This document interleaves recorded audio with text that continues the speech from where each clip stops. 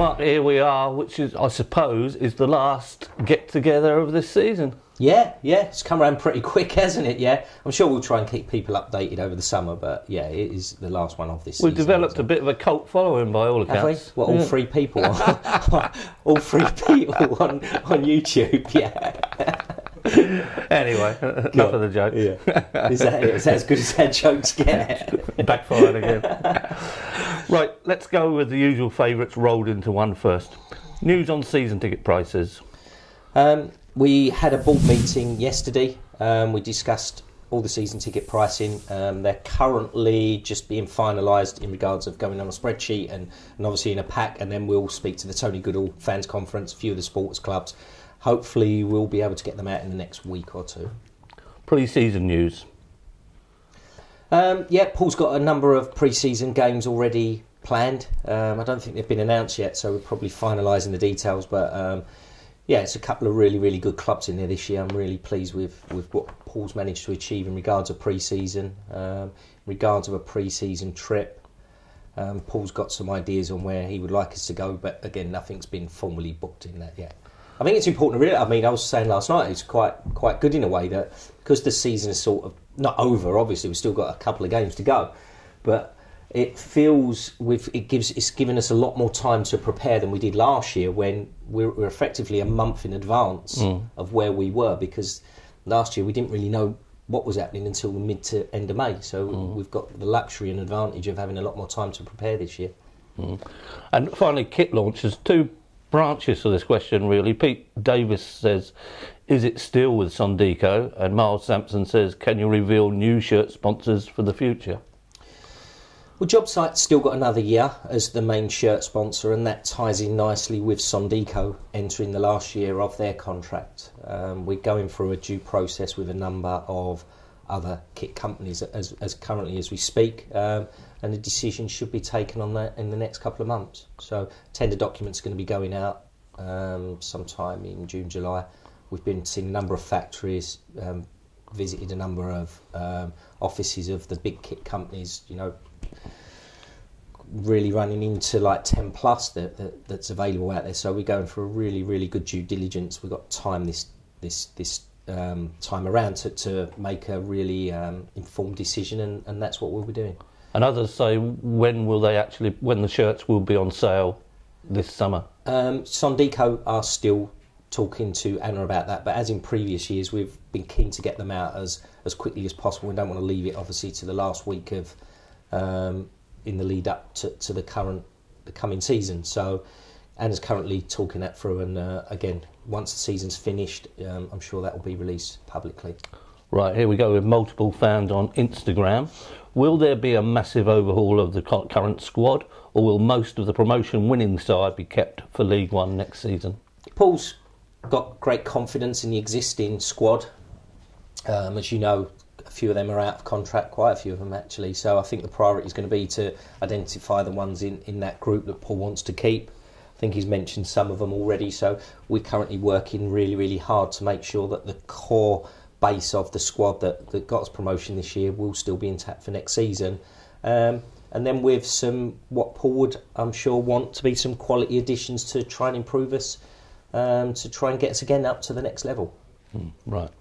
Will we be having an end of season event to celebrate promotion? There's different strands of thought on this. Again, some say it would be ridiculous. Others say it must be done.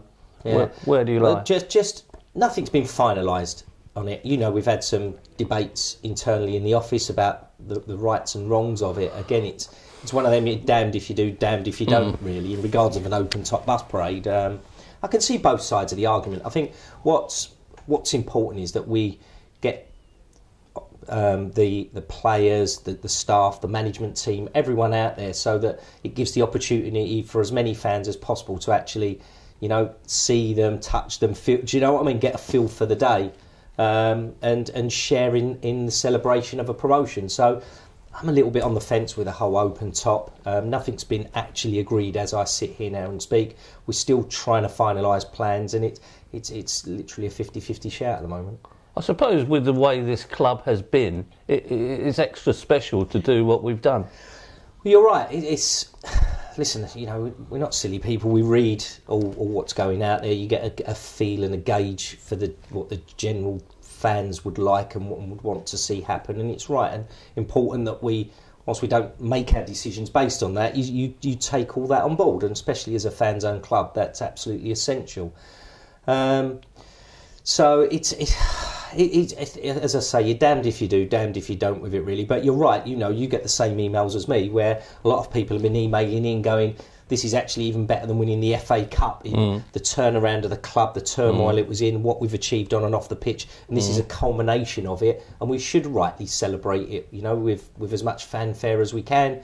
Others are saying, effectively, yeah, agree with everything that I've just said. However, it's a promotion out of League Two. It can't compare with an FA Cup win or a promotion into the Premiership. So it is a difficult decision to make, and you're not going to please everyone, are we? And I think what I would say also is winning the FA Cup was almost the beginning of the slide, whereas winning this is perhaps the beginning of the ascent again.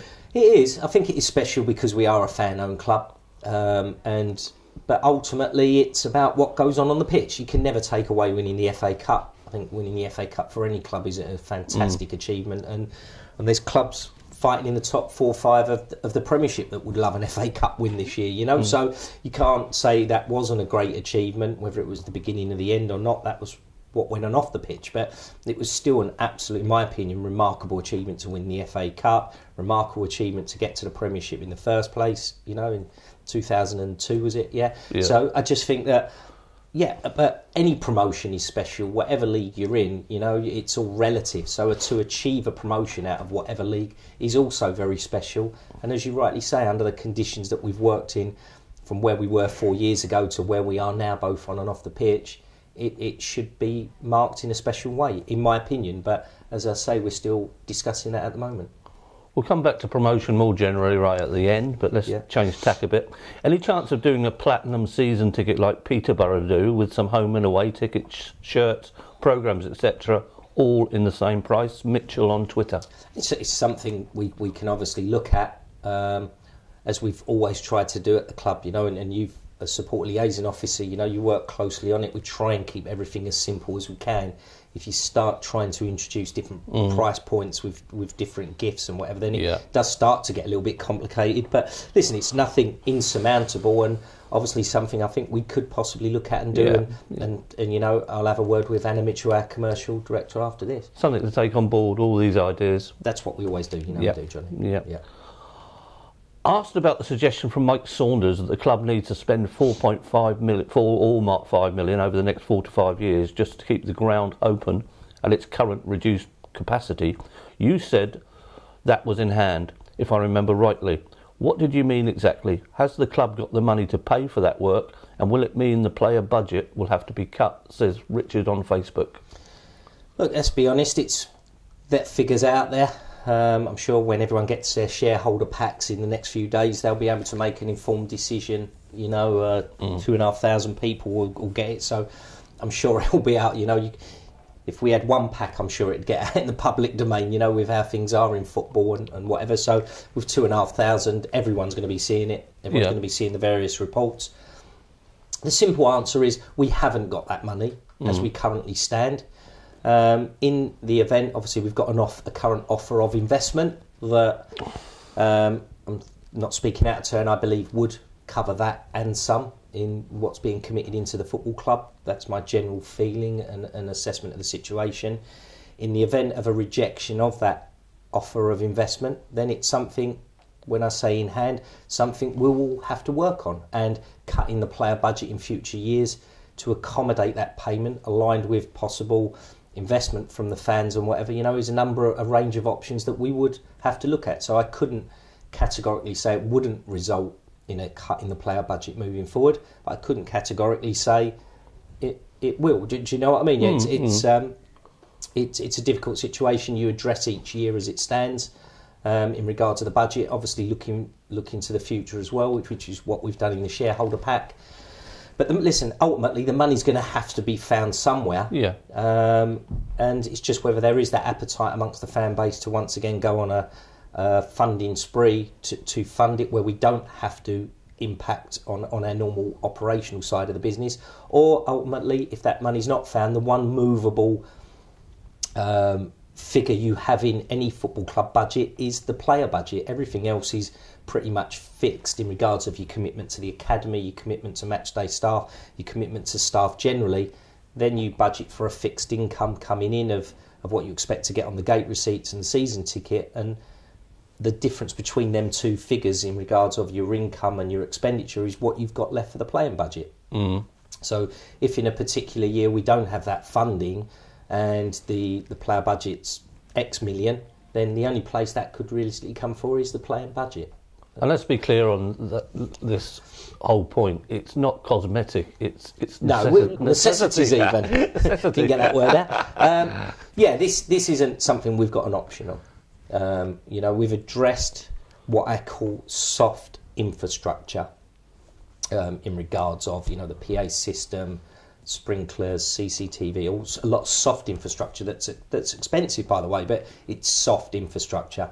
Problem is, if you liken it to a listed house, you only really start to know how bad the situation is when you start pulling off the wallpaper and half the wall comes off, and then behind the wall you find that the steel beams that were holding the wall up, as an example, they're rotted as well. So the more we're digging, the more we're finding out. Yeah. Oh, well, we'll hear more about that. Listen, we can't change that. There's things in life we can change that aspect of it. We just can't change it. It is what it is, and we'll have to deal with it. OK, 16 players out of contract. Yeah. What are the chances of keeping Carl Bennett and Enda Stevens? Also, what is happening in regards to Lalkovic and Smith when they return from loan? Also, I understand a rise... Which we ask... Right, deal with one at a time, because otherwise So the first question is... Carl Bennett and Enda Stevens. Well, I think it's unfair to single out Carl Bennett and Enda Stevens. Obviously, they've had a great season, but as you say, I think, was it 16 players we've got out of contract? Taken as a group, Paul's obviously speaking to the ones that he wants to keep. The season's not finished, so informal negotiations talks have already begun. Paul knows clearly in his head those players that he wants to keep, those players that, I don't think will form part of his plans into next season. But obviously at the moment, that has to remain confidential. But we will be working hard to keep the players that Paul wants to keep. He will be supported in that. But again, as you will see going out in the pack, and let's be honest, we are going to have constraints in League One. It's going to be difficult to compete with a lot of other teams, because where we had a top 3 or 4 budget, as I've always said, in League 2, suddenly your budget in League 1 doesn't become competitive. And the danger is, if you start breaking the mould in regards of what you're paying players to keep them, that sets a new bar. And the danger as a chief exec and as a club generally is, when that becomes the new norm for a certain player, then all the other players start knocking on your door and they suddenly want that money, and that will blow our budget out of the window. So where you could say certain players in out of the 16 are high-end League One and maybe even Championship players, if you then go to that wage, there's a massive knock-on effect for the rest of the squad. So we've just got to treat that carefully.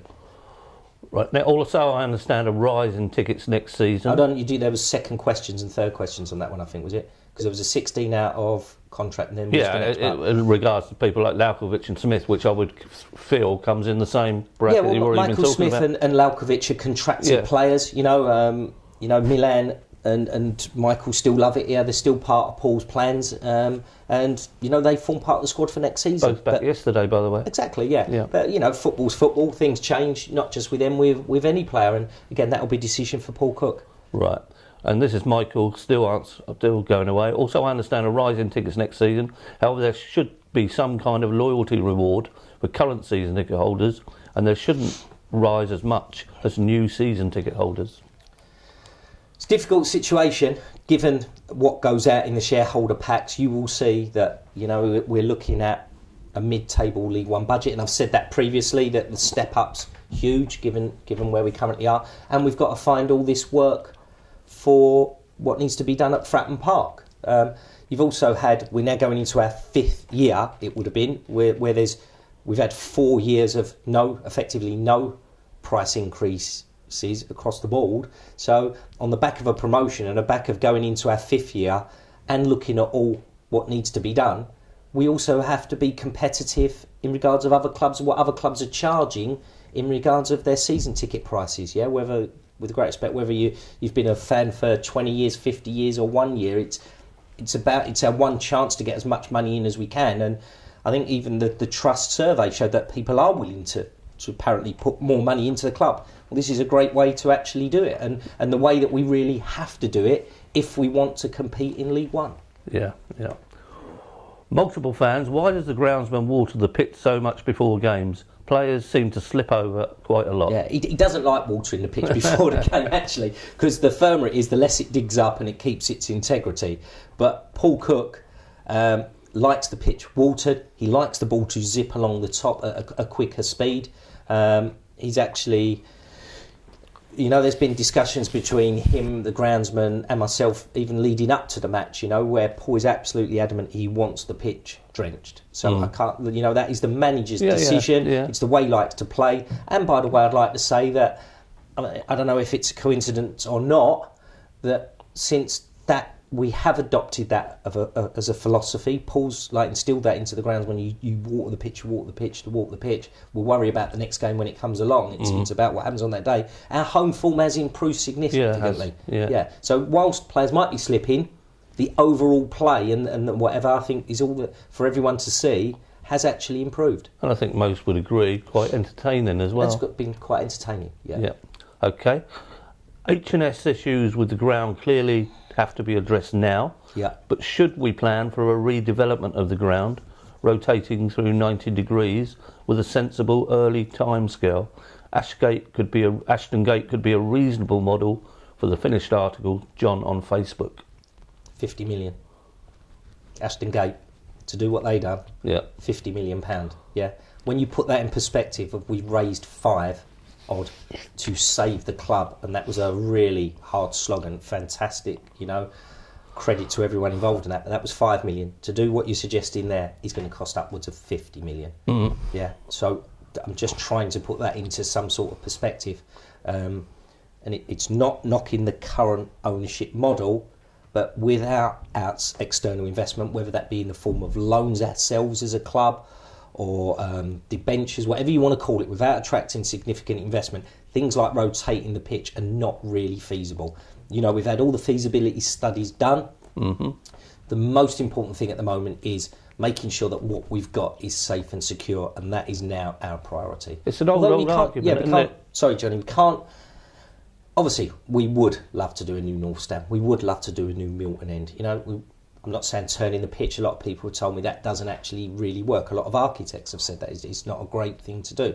However, we have still got to aspire and have that ambition to one day do that. I'm not saying we don't. But the realities of the situation are, for the money that's needed over the next 4 or 5 years, which has been broadly mentioned, 5 million, let's say, as a ballpark figure, then you that's going to take a huge amount of internal investment to get that done. So to start talking or trying to say to supporters, and we've always been open, honest and transparent with them, that is realistic in the short term, it's not. No. We have to concentrate on keeping Fratton Park up to current standards. And it is an old argument, rotating 90 degrees.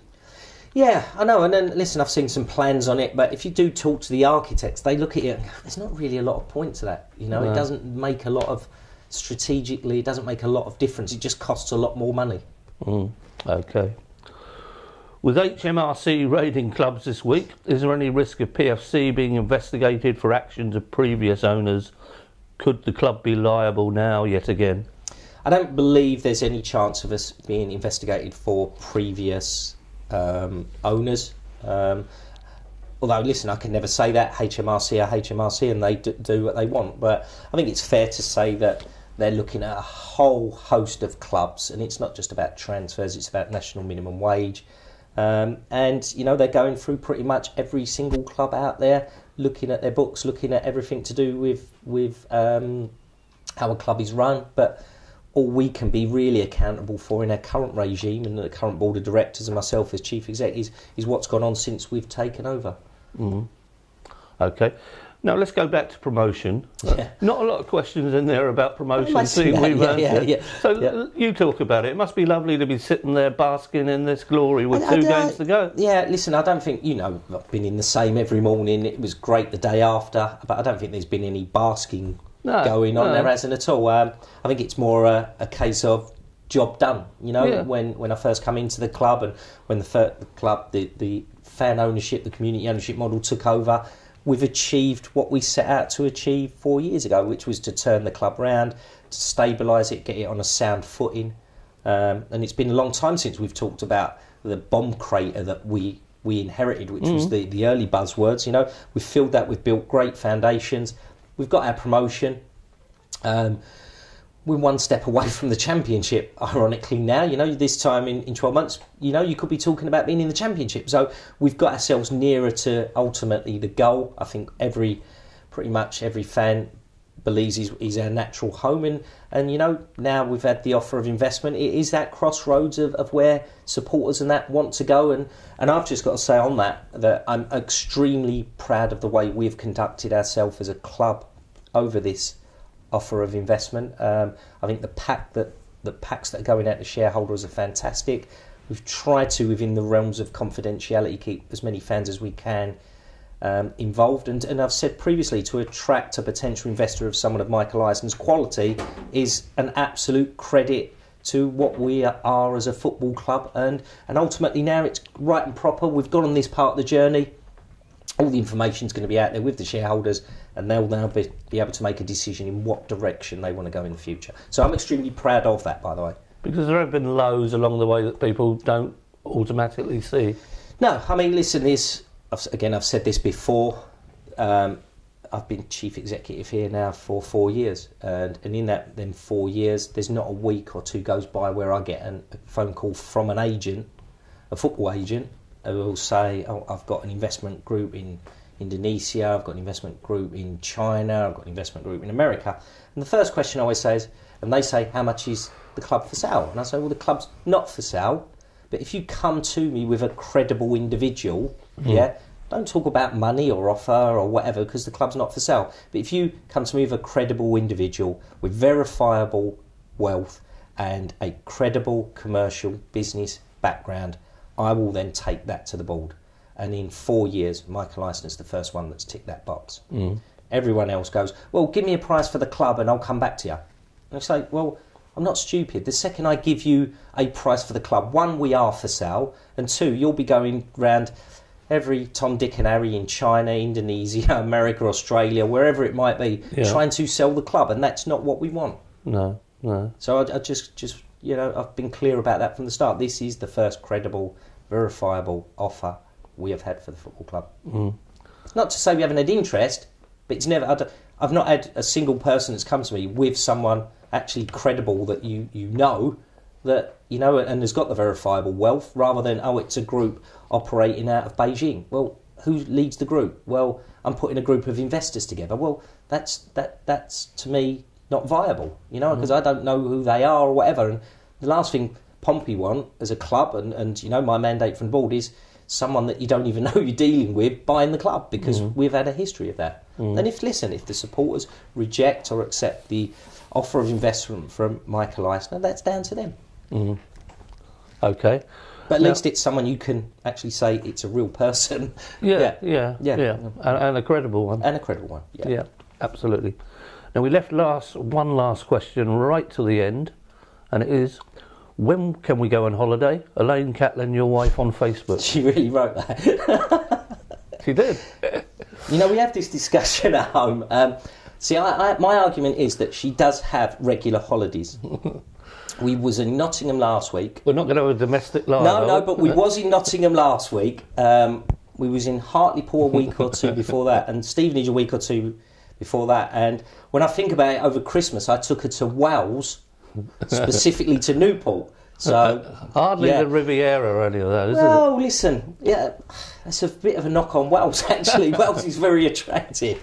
So, no, I'm sure, listen, it's been unfortunate this year because, again, I have holidays normally, it's just long weekends, genuinely. So, and that's out of the season. In season, it's specifically just go to the game and come back. So all joking aside, soon as we get the season finished and we know the result of the vote one way or the other, then I promise I will try to take Elaine on holiday. Well, Mark, I'm sure you will. And it's been a pleasure all season. No. Thank you for your honesty. Yeah. Thank you for your openness. Yeah. And long may it continue. Yeah, Johnny, thank you. And again, thanks for all the fans and everyone that supported the club this season and over 4 seasons through thick and thin. I think that's really important. And, you know, there have been some bad times, but I've never once felt as a club we've lost the support of the fan base. And I think that says a lot about us as a football club. Okay. So, thank you. That's a wrap. That's a wrap. Thank you, Johnny. Cheers.